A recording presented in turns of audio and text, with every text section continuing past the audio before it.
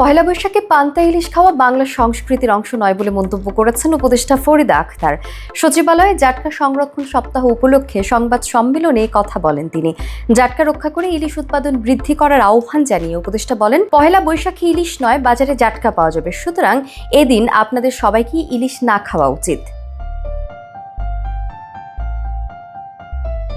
তিনি বলেন, পহেলা বৈশাখে পান্তা ইলিশ খাওয়া বাংলার সংস্কৃতির অংশ নয়। যারা ইলিশ কিনে খাবেন তারা আইনের লঙ্ঘন করবেন, কারণ সে সময় জাটকা পাওয়া যাবে, ইলিশ নয়। ঢাকা শহরে আরোপিত সংস্কৃতি তৈরি করা হয়েছে। পান্তা ভাতের সঙ্গে ভর্তা, মরিচ বা অন্য মাছ খেলে তো অসুবিধা নেই। উপদেষ্টা জানান, পহেলা বৈশাখের আগের দিনটা বাঙালিদের জন্য অনেক গুরুত্বপূর্ণ, কারণ সেটা চৈত্র সংক্রান্তি।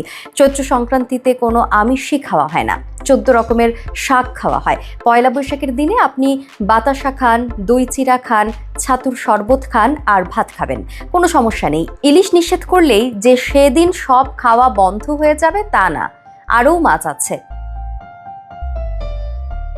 এ সময় তিনি বলেন, আগামী 8 এপ্রিল থেকে 14 এপ্রিল জাটকা সংরক্ষণ সপ্তাহ পালন করা হবে। সুতরাং সাগরে 15 এপ্রিল থেকে 11 জুন 58 দিন ইলিশ ধরা নিষিদ্ধ থাকবে।